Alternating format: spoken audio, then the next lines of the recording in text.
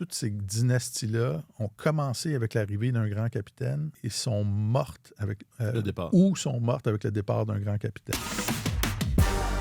Il y a un livre qui s'appelle The Captain Class, Ouais. qui a été écrit par Sam Walker, que beaucoup de gens dans la Ligue nationale ont lu. C'est sur le leadership dans le sport. Et je résume ce livre-là en 20 secondes.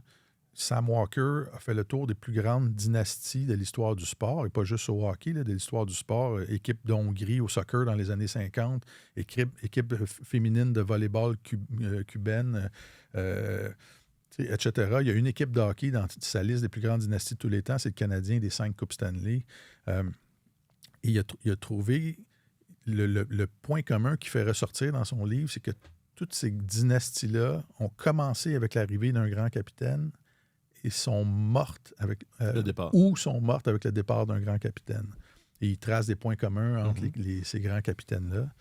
Et je trouve ça fascinant que l'Avalanche, qui a perdu son capitaine immédiatement après avoir soulevé la Coupe Stanley, connaisse une montée en flamme comme ça avec le retour en début de saison de son capitaine, et Marc-Antoine disait leur leader spirituel.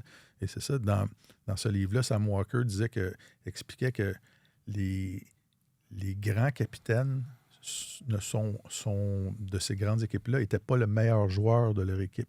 T'sais, on a tendance dans la Ligue nationale à dire « tu es une super vedette, c'est toi le capitaine ». Et il y a Pelé qui explique dans ce livre-là, qui dit « moi, si j'avais été capitaine de l'équipe du Brésil, en même temps, ça aurait été insoutenable. Là, j'avais apporté l'attaque et tout ça, puis j'étais content d'avoir quelqu'un qui se chargeait de ça. » Alors, il décrit un peu le capitaine comme étant, qui a une tête forte, qui affronte l'entraîneur quand il y a des choses pas correctes qui se font aux yeux des joueurs, ou qui affronte même la direction, qui prend des positions publiques, mais qui est un gars qui est un bon joueur, mais qui n'est pas la super vedette de l'équipe, et qui est un gars qui est au service, qui se met au service de ses coéquipiers pour que ça fonctionne. Et Landeskog, tu regardes ça, c'est pas le meilleur joueur de l'Avalanche. L'Avalanche a le meilleur défenseur au monde, McKinnon, qui est un des meilleurs attaquants au monde et tout ça. Mais je trouve que ça cadre un peu avec la trame narrative de ce livre-là. Je trouve ça Absolument. intéressant. Est-ce que je dévie, mais est-ce que Suzuki est-ce que Nick Suzuki a de la graine de? Hein, c'est important de mettre les articles aux bons endroits. Non, mais ça s'est déjà vu. Ouais.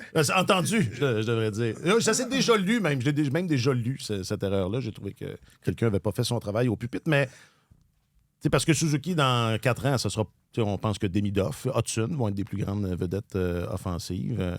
J'en parlais avec le Gasker, mais je pense pas que c'était pendant qu'on enregistrait. Mais tu parles de Suzuki, là. Souviens-toi, la saison dernière, ça semble-t-il, ce qu'on nous a raconté la saison dernière, un des points tournants de la saison, c'est quand Suzuki est allé voir Ken Hughes pour lui dire là, on veut pas, il n'est pas question d'échanger les gars qui sont en fin de contrat. On est capable, il est allé représenter, il est allé en opposition avec ce qui semblait se dessiner. Écoute, c'est peut-être ça. Il n'est pas loin d'être le meilleur joueur de son équipe. C'est ça en ce moment. Mais... en tout cas, si on se fie au titre du livre de Sam Walker, Captain Class, en termes de classe, absolument. Suzuki, il est estimé. C'est un joueur qui a le respect des adversaires pour sa façon de se comporter, il a le respect des arbitres, puis il a assurément le respect de ses coéquipiers qui, même si il est devenu capitaine à un jeune âge, comme Landeskog d'ailleurs, puis, mais des fois, par exemple, les lettres de noblesse d'un capitaine, et je ne parle pas seulement de la lettre C, mais les lettres de noblesse d'un capitaine, est-ce que tu vas juste les chercher par tes actions au jour le jour, ou c'est évalué aussi en fonction de ce que tu auras gagné? T'sais. Alors, non, mais... Il y a eu des bons capitaines dans des équipes bonnes, mais il demeure. Des grands capitaines qui n'ont rien gagné en fin de compte, on s'attarde, on peut dire, ah oui, lui, c'était tout un leader, mais l'histoire ne les retiendra pas. T'sais.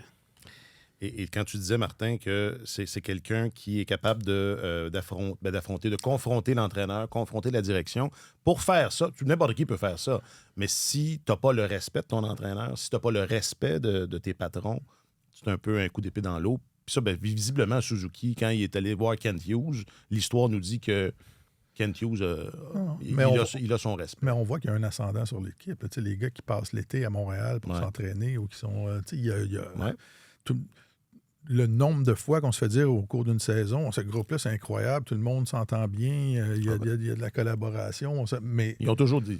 Des fois, ils le disent tout le temps, mais c'est pas toujours aussi crédible. C'est ça, c'est ça.